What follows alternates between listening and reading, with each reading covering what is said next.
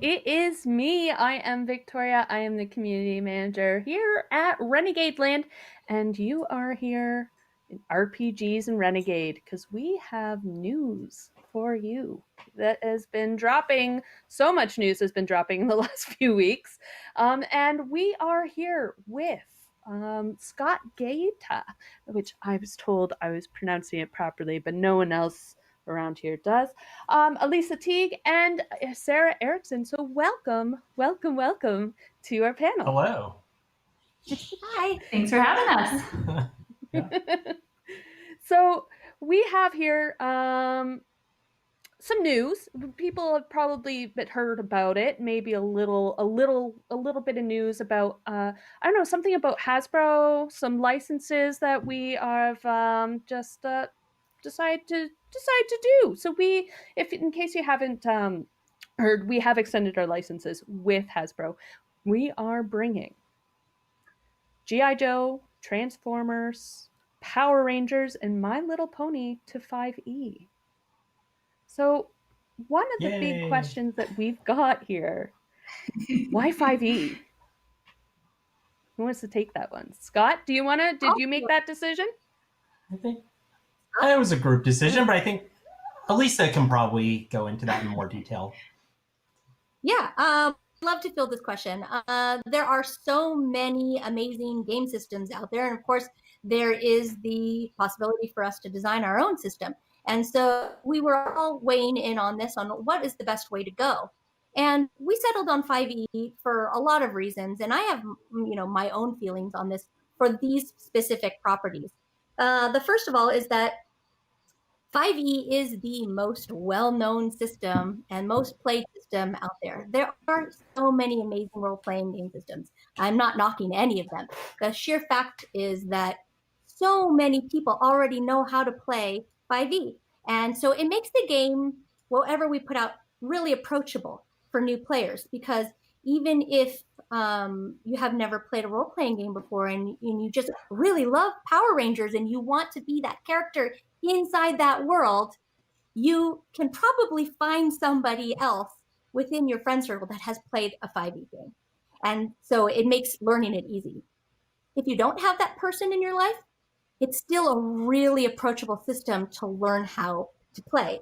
And it is easy to make a character sheet. In fact, I just finished up a panel, Growing Wardlings, where we made a character sheet in just over an hour, 3 different character sheets, by the way, and just over an hour explaining every single step and showing how easy it is to make a 5e character sheet. And once you have those figures in front of you, it's there for the rest of your play. And so all you have to do is take your d20 and roll, add whatever numbers you already have. And so it makes things really easy. You're not, caught up in saying, oh, which die do I roll for which thing? None of that is there. So it makes it really accessible for everybody. And my last reasoning for it is because 5e has a philosophy behind the game design. I've been a game designer for 20 years, and I really think about design philosophies a lot. And the design philosophy behind 5e are 3 pillars of gameplay. And those are exploration, combat, and role-playing, socialization. And 5e encompasses all of those things. You can't build a character that isn't addressing all of those play styles. And so it makes it so no matter what kind of role player you are, you're able to play. It's a game for you. 5e is a game for everyone. While other systems might be more combat focused or very mechanics light with a lot of role player, this kind of brings everything into like a nice melting pot of goodness, role-playing goodness. There are certain properties that I would not put in 5e, but these really fit. I see you nodding. That's my answer. Yeah, that's my answer. I just want to say that I concur. There you go. Thanks, Scott. So, Sara, do you have anything to add to that? That was a great answer. The only thing to add to that is just sort of thinking about Renegade as a company. We started out really making family games, and we've expanded into bigger, heavier games. We've expanded into role playing to some extent and everything in between. And I think that using 5e makes the most sense when you think about our roots. Because as Elisa just explained, we really want to make this accessible for everyone. And that's been a big goal of all of our games for the last 6 years.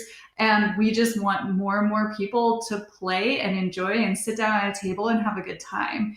This system allows us to do that in the most straightforward way possible. So I'm really excited to see people who have maybe never even played a role-playing system before, but love Power Rangers or Transformers or G.I. Joe or even My Little Pony, get into role-playing and tabletop games in general through this really easy, straightforward system. So it seems like a great choice to me. So here's another question, because I know there is a certain contingent of people who are just waiting to hear and know this. Which one of these titles is coming first?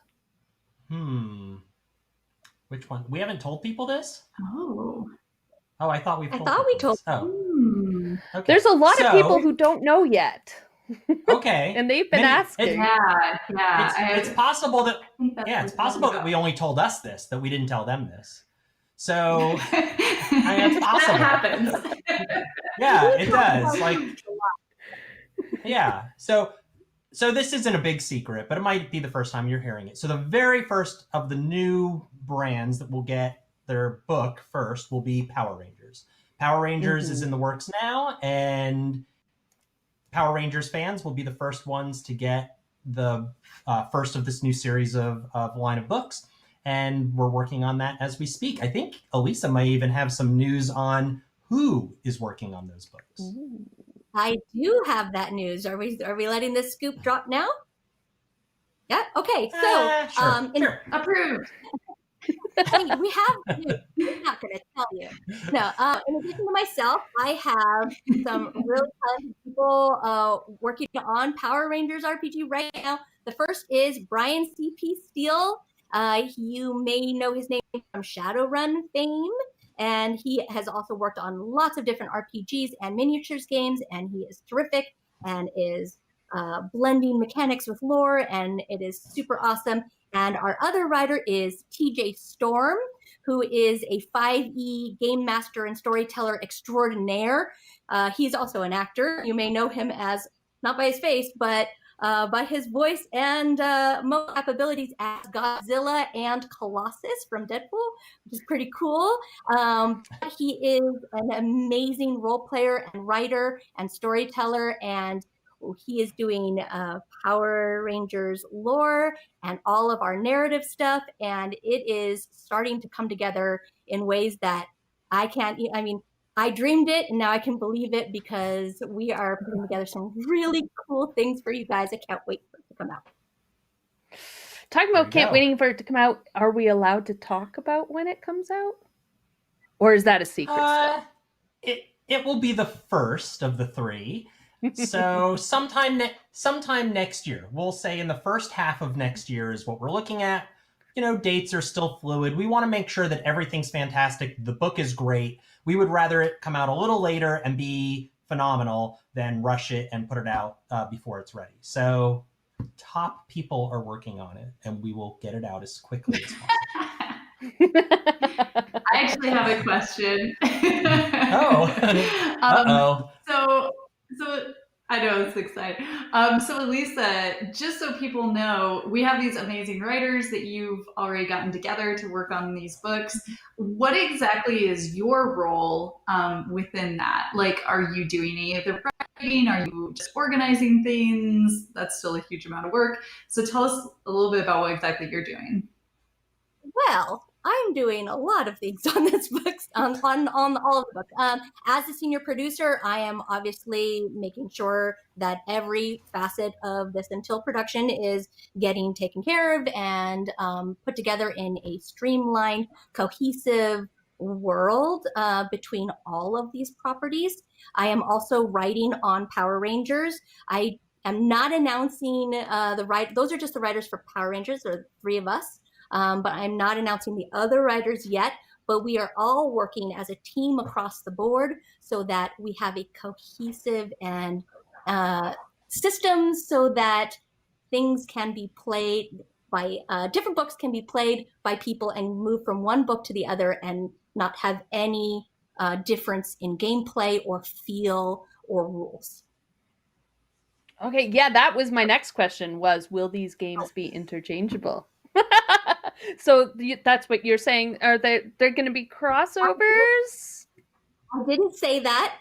I did not say that specifically, but there will be no reason for anybody to not be able to pick up one book after learning the next, and there will be no things that don't make sense in one world that make sense in another.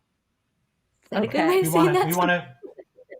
Right. We want a very consistent experience. So that way, if you're a fan of one and a fan of another, you can jump from one to the next and not have to start from scratch, right? And because we're using that 5e system as our foundation, it gives us a really nice common language that then we can then customize, but keep those similarities, right? It's like we were talking about languages earlier. All of our languages are Latin-based, right? So if you know one, you can move to the next, and there's certain common elements that will run through them. I also think really this is,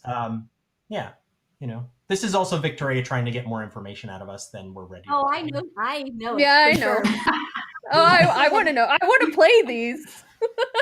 I'm like, poke, poke.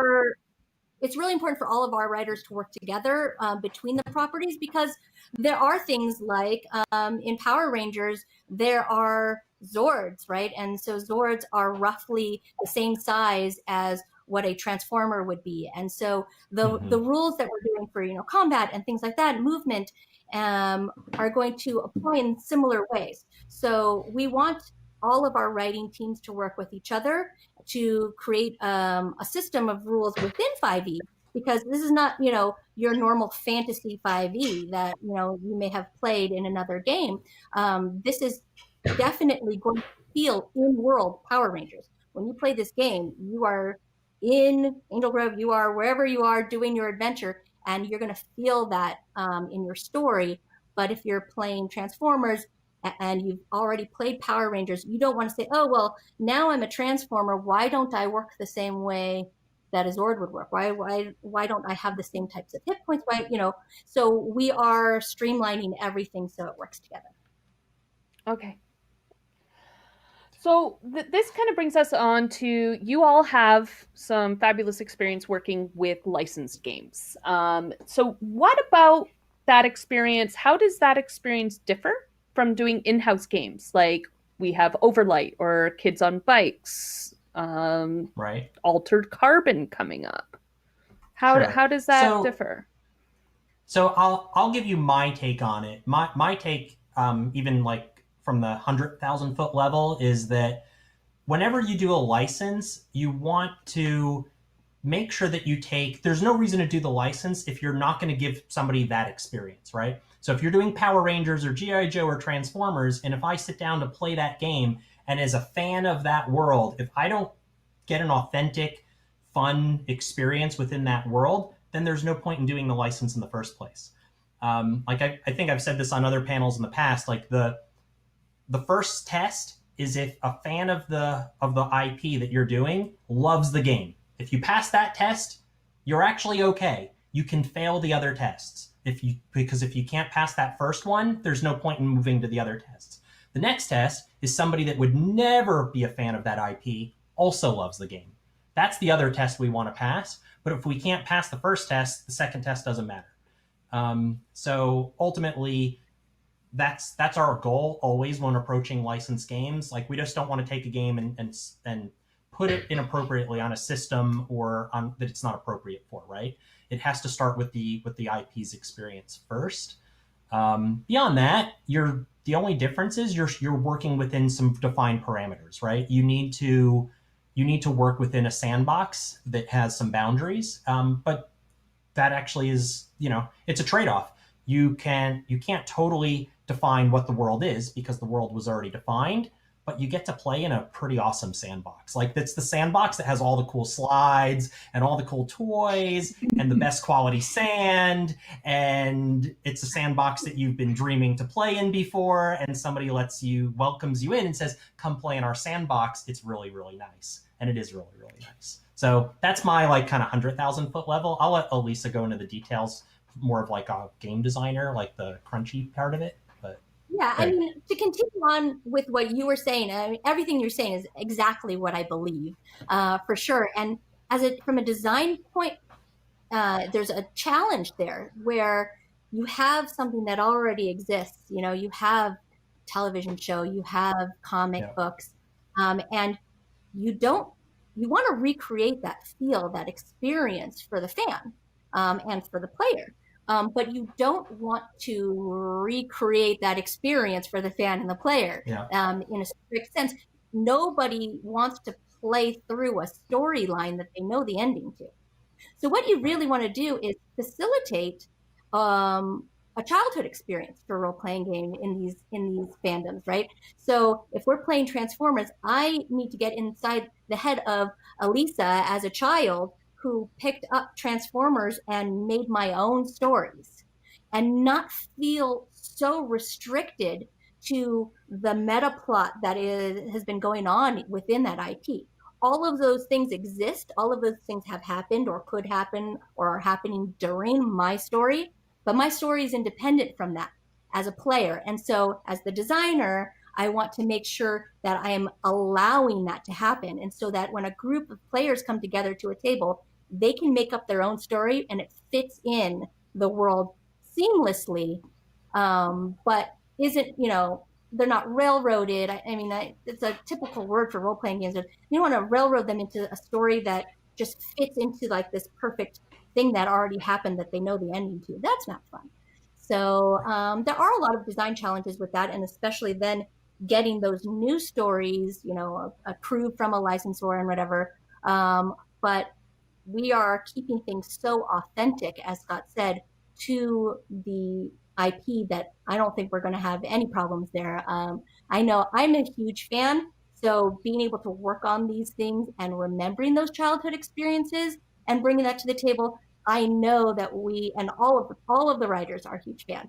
So without being without sacrificing design to the fandom, we know that we're going to be providing those player experiences of passing Scott's first test. There you go. So when it comes to licenses, I feel like I'm cheating. Like my job is so much easier than say yours, Elisa, because we have this amazing that people are already super excited about. So the only challenge when it comes to after the product is made is making sure that we're taking care of that newly built community. So we have such a big, diverse group of people who suddenly all come to one place at one time. We have people who are maybe gamers who just really want to try a new RPG. We have people who know nothing about tabletop games at all, but love Power Rangers. So when we bring all those people together in one place, I think we have to all have a little bit more patience. We have to make sure we're not gatekeeping.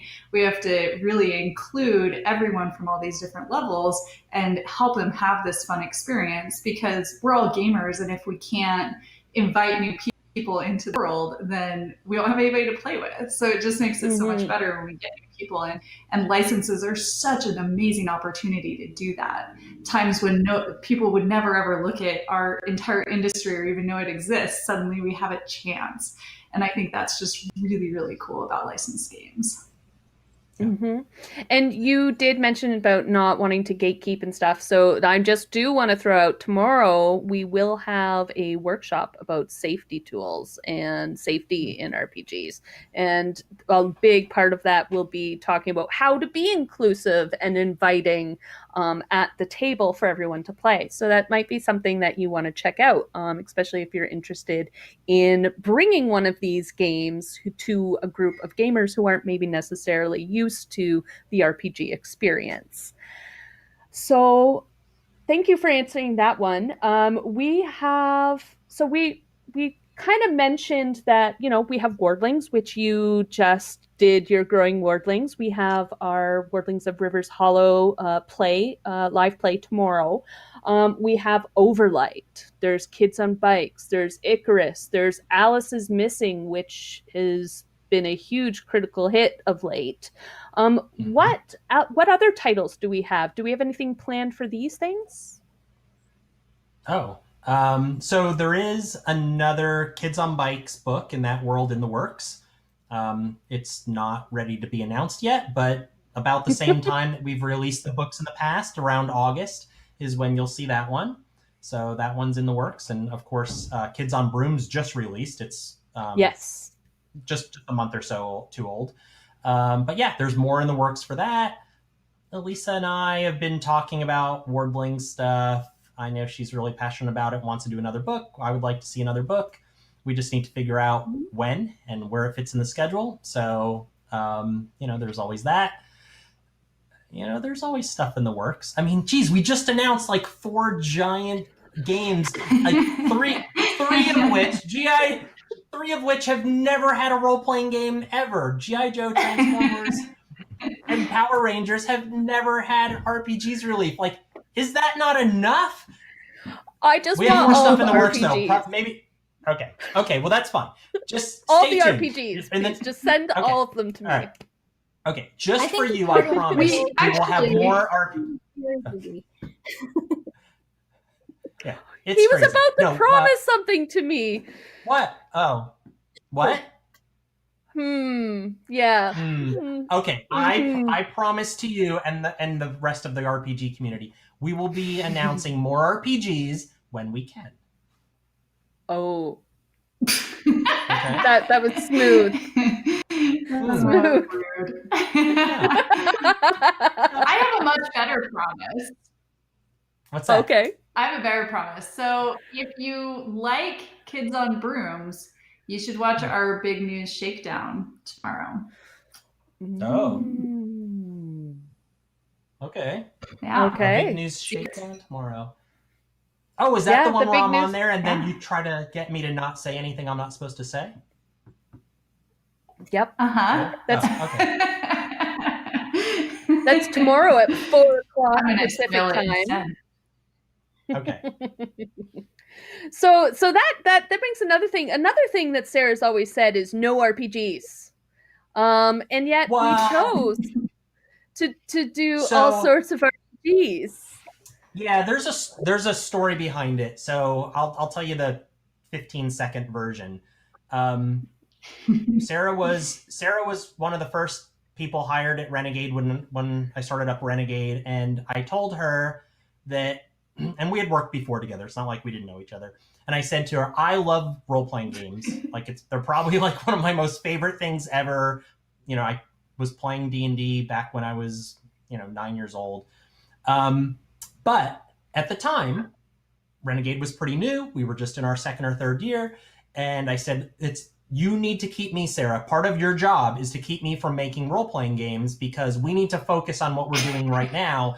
And it's not a good use of our time to get into role-playing games. No matter how much I love them, let's do a really good job doing what we're doing. And then about, 2 or 3 months later, 6 months later, maybe 6 months, we were at a distributor. We were at a distributor like open house, and we were just sitting there talking to a couple guys, and they weren't pitching me or anything. It was just talking about things we like and talking about games like gamers do. And they told me about this fantasy world that was really weird. It was like based on progressive rock and just all this crazy cool stuff that I'm also into. And it happened to be what was Overlight. And I said, wow, let's make that. Like, let's actually publish that and make it a book and put it out as an RPG. And Sara was sitting there and I told her that she had failed. So there you go. Fast forward 5 more years and here we are. We're going to make more RPGs. Now, did you fail or did you succeed? Scott, I succeeded. It's a good question too. But I did fail. I totally failed. But I have a challenge for you, Scott. How many RPGs have you played in the last 5 months? Not a lot. That's the sad thing. too busy making stuff. You've probably played more RPGs now, which this is the ironic thing. Sara used to say RPGs, and Sara would be like, you won't get me to do that. You won't get me to play. And now, yeah, you've played probably more than me. Yeah, you had your first RPG experience not that long played ago. Yeah.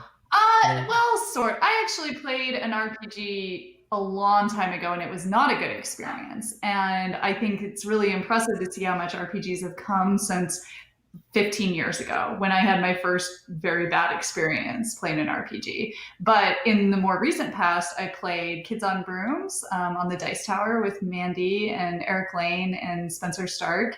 And that was fantastic and had a really, really good time doing that. And I also played Alice is Missing, another Spencer Stark RPG. It's a little bit different, silent text messaging RPG. And they were both really fun. And I'm actually really surprised to hear myself say that because I don't consider myself a super creative person. I love spreadsheets. I just want to sit and look at numbers.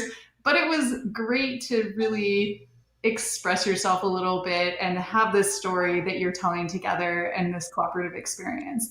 And I think that it just really says a lot with how far RPGs have come in even the last couple of years, I would say. So I'm excited to be able to take advantage of that a little bit, especially all the new tools that are coming out for RPGs. I got to play on Roll20 for the first time when I did Alice is Missing during our first Renegade convention. And that was really neat. I've had computers in my life forever. And so it was fun to see those two things melding and working really well together to make the experience just as good as it can be. So I look forward to doing more of that type of stuff at Renegade now.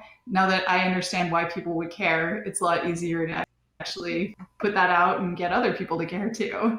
So it's been fun. So yeah, because I'm always working, I figured that we just have to make more RPGs so then I can play them and be working. Can I be invited to those work meetings, please? Yeah. I'd like to. We need to make that happen. Yeah, there's a plan. There's a plan. So. Ooh, Friday game night. I'm there. All right.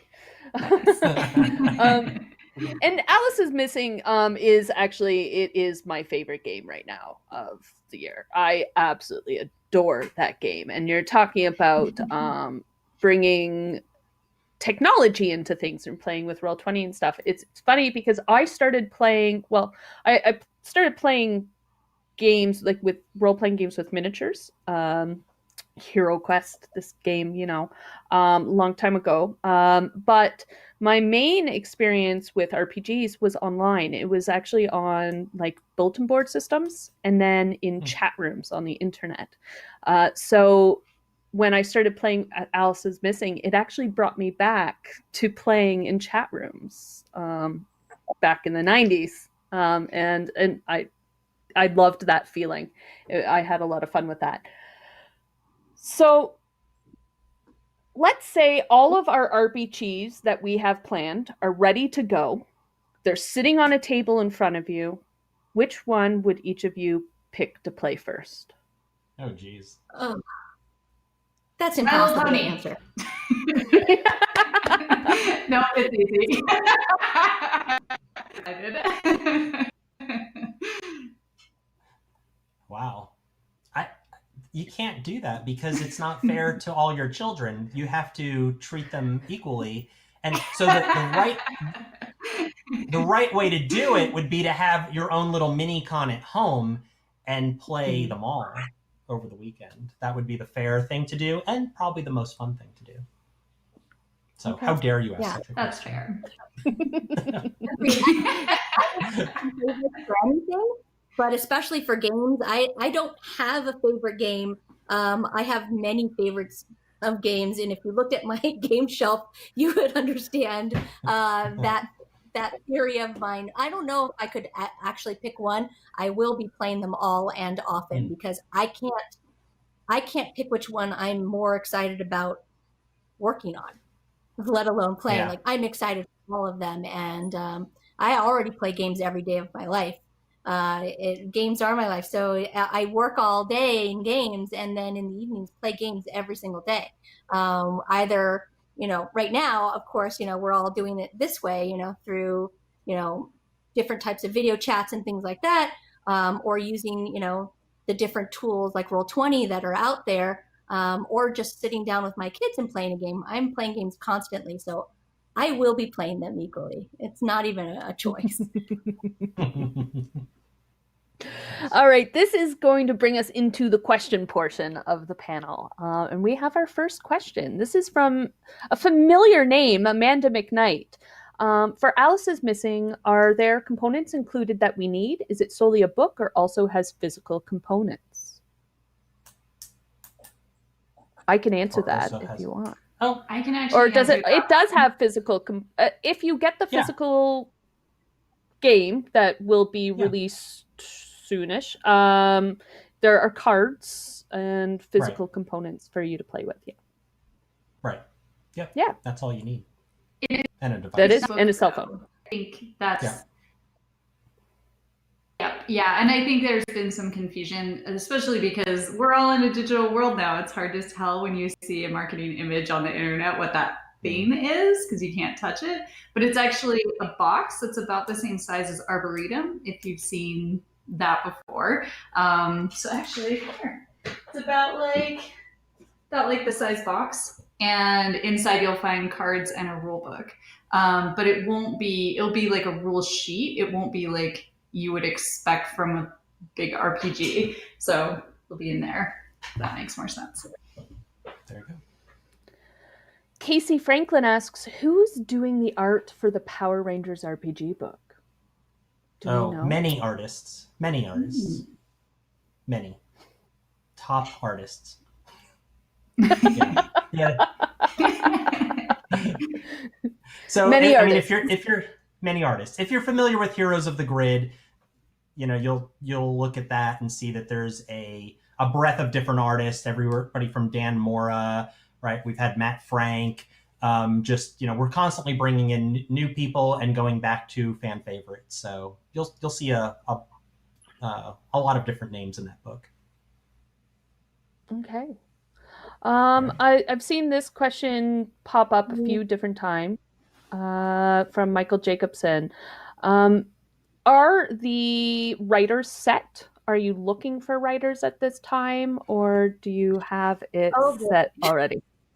At this time, for the core books, the writers are, I don't know how to say it, almost completely set. If you are a writer out there and you love one of these properties and you have written for role-playing games before and want to send me samples, I will look at them.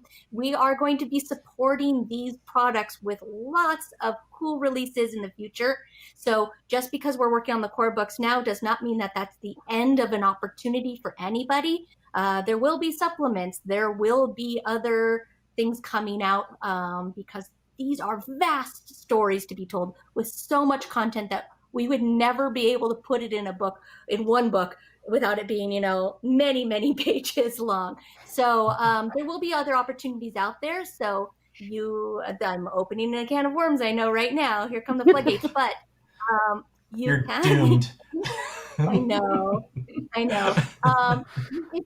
If you feel like you have the chops and you have the knowledge and you have worked in the industry in the past and can show me something, go ahead and email me some samples. I am looking for a very diverse group of writers that will bring a well-rounded story to the table, and I want to hear from you. I really do. Just a fist swap.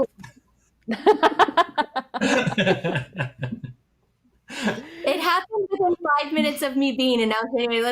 Literally, Scott said to me, "Hey, this is your last few days of solitude, like peace and quiet, before we announce that you have a position at the company, and this is what it is." And he was 100% right, because within the first minutes of the story breaking, I already had not emails, because they did. I am brand new to the company, so nobody knew my email address. But every social media thing of my phone was just lighting up messages all over the place of different people I know and people I didn't know, that want to be involved. And that actually just shows how passionate people are about these licenses, and that this was a great decision for Renegade, because everybody loves these, IPs so much. And I know that everybody's going to enjoy these, like making your own story and being part of the world. I mean, imagine being able to create your own Transformer, your own G.I. Joe character, your own Power Ranger with whatever modifications you want. Having that in the palm of your hands is... Yeah. This feels good, huh?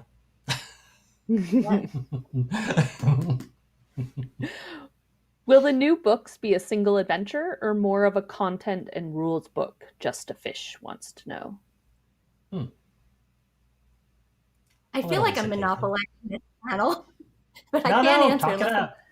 You're fine. Go for it. So the plan is, and obviously we already said we're starting with Power Rangers, and the rest are going to follow suit.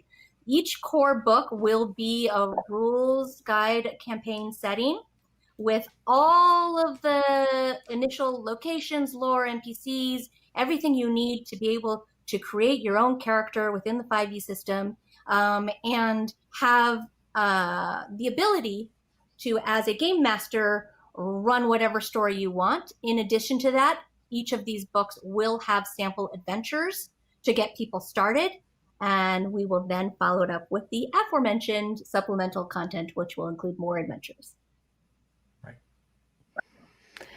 Is there a possibility of them being put onto digital storefronts like Roll20?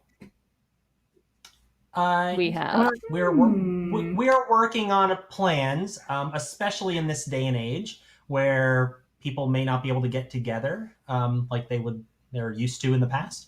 We want to make sure that the books are as accessible as possible and people have the most opportunity to play. So stay tuned. We're working on plans for things and stuff. The famous Scott, Just Wait. I didn't do Just Wait, not yet. I'm saving it for a good one. You're saving it up. Yeah. Sorry, I jumped the gun on that one. Wait for a different panel. Casey Franklin wants to know, would these be part of a Kickstarter or are they going straight to retail? We don't have plans to use Kickstarter, but we will probably have some sort of campaign to let early adopters get involved. How's that? Okay. Does that make sense? Okay. Yeah. All right. Okay. Do we have any more questions? Well, we do. What kinds? There's a lot of words in this question. This is from James Brazil. What kinds of rights to the original IP art do you have access to? And how much are you going to have to rely on Anita and her team for new original art?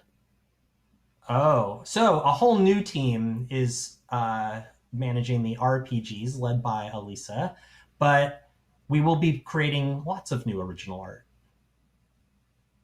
But we do have access to a lot of classic art, but we want our books to have a nice new look and to look updated and current. Doesn't mean that they won't have a certain sort of feel that's reminiscent of what they're based on and everything else. But you've seen what we've done with Power Rangers. Expect something along those lines. So, but yes, we will be creating art. If you are an artist, bring it on. Yeah. There you go. Danger zone.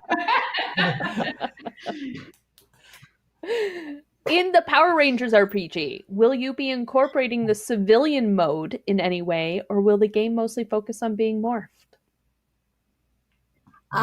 We have already been in talks. Just so everybody's clear, the writing has just begun on all of this.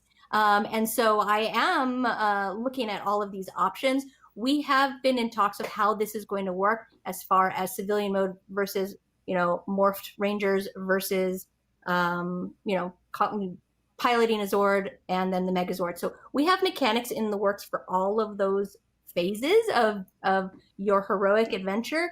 And so you're going to be able to play however you want to play. Okay. And a combination of all of those. What is a character you are looking forward to playing in the new properties? I personally, I am very much looking forward to G.I. Joe. So as far as a character that I play, I don't know yet. I'm waiting to actually sit down. I like making characters in any RPG. I will just sit there and just make characters, create characters, write them up, fill out the character sheet, go through that whole process, and then go, well, that was fun, and then start another character. So I'm looking forward to doing that, and then you just kind of pick. That's going to be a blast. So I'll play anything. Mm-hmm. You will have the ability to play, existing canon characters if you wish. We will give examples of those with pre-generated character sheets so that people who want to sit down and play a game, using canon characters can just sit down and jump right into a game without going through character creation. But what's the fun in that? I think everybody like I was saying earlier, everybody wants to make up their own. Like, I want to make up my own character that has every ability that I imagined when I was, playing, with my toys. I want to do that. When I go and play My Little Pony, I don't want to necessarily play one of the ponies that already exist. I want to draw up my own cutie mark. I want to do my own thing and have my own, character. I want to make it up. And so I don't know. You'll be able to do anything you want, but choosing a character, I don't know. I haven't sat down with a sheet yet. Work them all up. Yeah. Oh, you know what's going to be fun? We're going to get to, at some point, we're going to go through everybody at Renegade and give them a Joe name. What would Sara be? What would her code name be if she was a Joe? Oh my God. This is going to be. I don't know yet. That'll be exciting. That's going to be fun. I need a Joe name. Next Renegade Con, we'll have to try and do it then. Yeah. I'm going to go and change everybody's names in Slack to their Joe name. That's what I'm going to do. It's going to be so confusing for a while. Be like, who is this person? Don't know, but I'm talking about this. All right. For Power Rangers, because their last names are so cool. And I feel like the odd man out here. Their last names are Storm and Steel. And I was like, I need to have a cool, name that fits in with that. And that kind of goes along the same thing. Those are cool Joe names too. So that's true. Interchangeable. Okay, that was our last question. Is there anything anyone would like to add before we say farewell to our lovely, lovely viewers? The only thing that we didn't talk about that I think is pretty important is, as Sara had mentioned earlier, community. We just launched a brand new Power Ranger site, and there will be more sites to follow that will be part of that community family. And we have lots of tools in the works and all sorts of things that players of these role-playing games will be able to take advantage of, come together as a community, be supported, lots of content, resources, all sorts of stuff. If you haven't visited the Power Rangers website, check it out. And pretty soon, up at the top, you're going to see other little icons pop up where you can navigate to the other sites within that family of role-playing games. So check it out. Have fun. Let us know what you think. Let us know what new things and features you'd like to see in the future, and we'll see what we can do. There you go. That's all I've got. Just go to renegadegames.com, and at the top right, you'll see a little icon that says Power Rangers. Click on that to get to the Power Rangers site.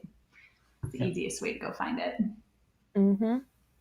The more you know. All right.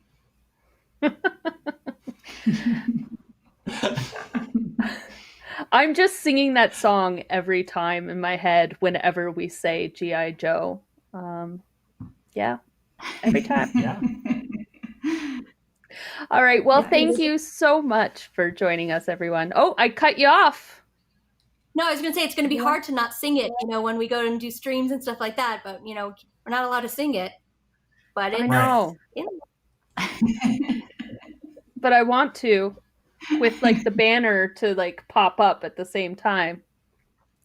But anyway, everyone, thanks for joining us. I am Victoria, Community Manager for Renegade Game Studios, and I have been accompanied by Scott Gata of Renegade Game Studios, our president, and we have Elisa Teague, who is our senior producer, and Sara Erickson, our director of sales and marketing. And thank you very much. Stick around because we've got so much more content available for you this evening and for the rest of the weekend. And remember, everyone, play your game. Bye.